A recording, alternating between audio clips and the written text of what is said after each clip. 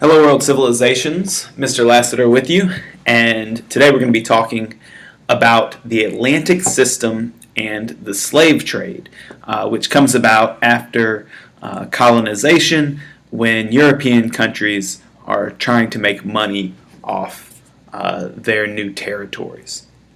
So this is a lot of slides. Hopefully I'll get through it pretty quickly. Take a look at your video goals and your vocabulary. Make sure that you can answer these questions by the end of the video and that you can define the terms. So let's go ahead and get started. So we're going to be talking about trade, colonies, and this thing called mercantilism to begin with. And of course, colonies are those settlements of people in a new territory. Specifically, the ones we're talking about are the colonies set up by European countries like Spain, Portugal, France, England, and these colonies became linked with their parent countries. Usually just was a trade link and direct government control. What we see here is they still answer to the kings of these nations, and they trade pretty much exclusively with their parent country. This is all part of a system called mercantilism or mercantilism, however you'd like to say it. And the belief was that the trade that could be done with these colonies and their parent country would generate wealth, either in the forms of gold or silver, and they should be protected at all costs. So early on, trade was done basically in the name of the king. Later on, we start to see private companies develop. And usually, if you have private companies, a country wouldn't use their navy to protect some private company. They would use it to protect their own ships. But when this kind of idea of mercantilism develops, we see even private trade being protected by these governments. Colonies provided two things for their parent countries during this time period. One, they provided raw materials. So whether that was lumber or sugarcane or tobacco or any product that could be brought back and sold. In the United States, or what would become the United States, in the British colonies, cotton was really big.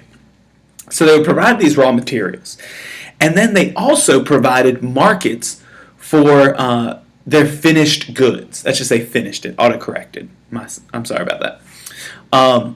So European countries would take whatever was made in the New World, they would put it in, manufacture it or change it some way and send it back. And when they'd send it back to the colonies, it could be sold for more money, for making more money for the country. Anyways, this process kind of repeats itself over and over again. It's standard colonial practice, though, which you learned about most likely in middle school. So nothing much new. In order to make money from their colonies, most European countries turned to agriculture. So they would use the good climates, they would use the good soil, and of course they would use the labor that were found in the New World to grow crops that could not be grown in Europe.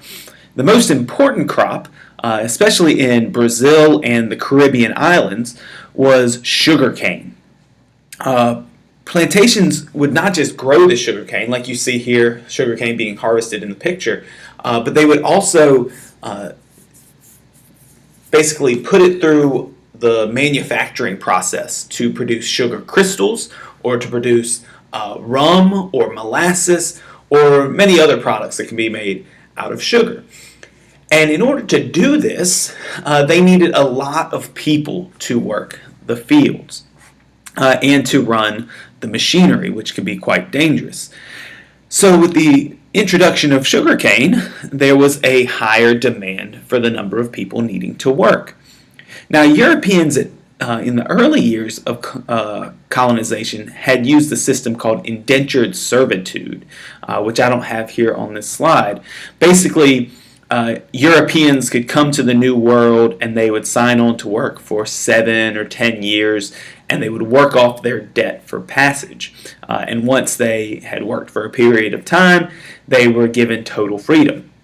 But when so much of this labor was needed, and not as many people were signing up to be indentured servants anymore, they had to turn to a new source of labor.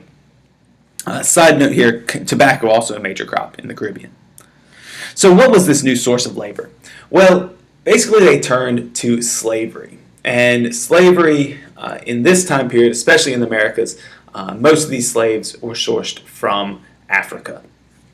So before the discovery of America, there was slavery in Southwest Asia or the Middle East and in parts of Europe, but most slaves would have worked as domestic servants.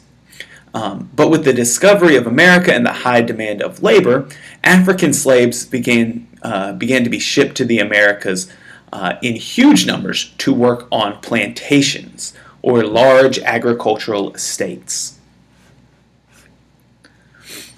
The first group of African slaves arrived in the Americas in 1518, and by the late 1800s, over 10 million slaves had been shipped to the Americas. And of course, many died on the journey.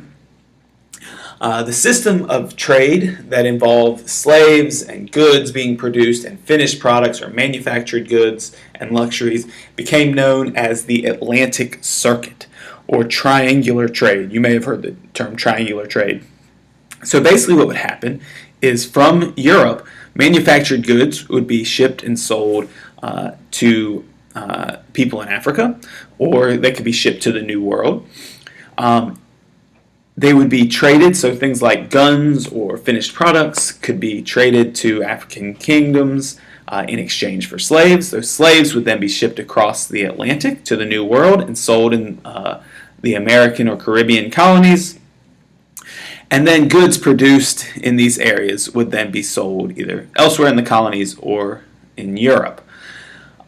It's important to note there really weren't ships that made all three of these journeys. It wasn't like you would travel to all three places. Usually they specialized in one or the other. And this passage that you see my mouse going of slaves to the West Indies was probably the most important one to know. And that became known as the Middle Passage. Basically this refers to the Atlantic trade route that brought slaves from Africa to the Americas. Slaves were packed into specially modified ships for transport, and they were packed in extremely tightly and in extremely unsanitary conditions. If you look at the picture on the right, you see an example of these slave ships and how closely packed in these slaves would have been stacked on top of each other, one right next to the other. No restrooms, no room to really move. They would have been chained in. And so that bred a lot of disease. About 1 in every 6 slaves died on the journey. And death was usually from disease, but there were also other things: suicide, psychological depression, poor treatment from the people who were in charge of these slave ships, the slave traders themselves. Disease was so bad on these ships that not all dead bodies were removed, but some were thrown overboard. And European slave traders were also susceptible to some of these diseases, and they basically died in about the same numbers. About 1 in 6 of the crew would die in these journeys too. So where were these slaves coming from? Where did these 10 million people over a period of about 300 years come from? Well, in the early years, most slaves from Africa were prisoners of war.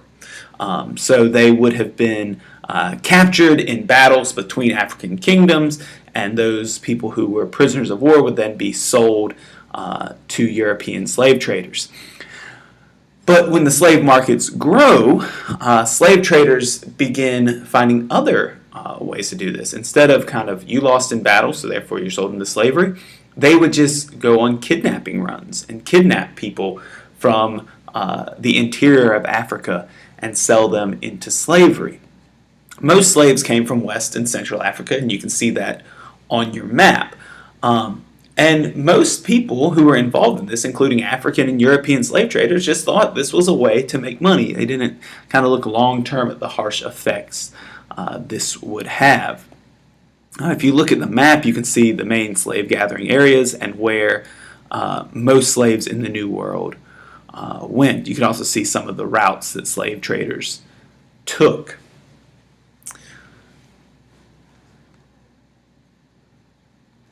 So what are the effects of this slave trade, especially on Africa? Well, it varies between areas. Of course, we do know that this is kind of a very tragic effect for the people who were sold into slavery and their families and their communities. But keep in mind, in the long term, it also deprived these communities of their youngest and strongest men and women. Now, on the overall population, for example, of Africa, there were a lot of folks there, so it didn't have short-term effects on the population, but if you're removing many young men and women in the long term, we see population effects. So basically, the population of Africa does not grow at the same rate as, say, Europe or the Americas. This also causes an increase in warfare because many of the things that were traded from Europe, the manufactured goods from Europe, involved weaponry. Europe had very advanced weaponry, and there were kingdoms in Africa, just like there were in Europe and Asia, and they would fight against each other and fight wars. And so the increase in guns and ammunition to Africa caused violent warfare and even the spread of wars, especially in West Africa. Of course, we see communities fighting wars. We see people removed from their communities. This ultimately results in a destruction of art and culture. One good example of this is the country of Benin, which had a very thriving artistic community and a very great cultural history, and it was almost completely destroyed. And Benin's right here on this coast of Africa. And only recently, really, has this been rediscovered.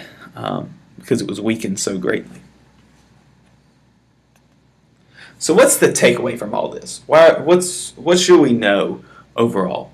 Well, I think these two statements, though long, say it pretty well. Although the organization of this trade, especially the slave trade, varied from place to place, it was always based on a partnership. So it involved European traders and a few African political and merchant elites who participated in this slave trade and benefited from it. And so both of these groups of people are going to benefit while many more Africans suffer from the slave trade. But even though African and European merchants benefit from this trade, in the long term, we see that Europeans were in charge of this Atlantic system and ultimately got a bigger benefit, a greater benefit from it than African merchants did. Because African merchants got manufactured goods that lasted for the short term, while Europeans were able to kind of take this colonial system and over a period of hundreds of years make a whole lot of money from it off the backs of these people who were sold into slavery. Take a look at our questions again. Make sure you can answer these. How are the colonies and European countries linked through trade? What caused the high demand for slavery? And how did European expansion affect people in Africa? Also, make sure you can define your vocabulary. Have a good day.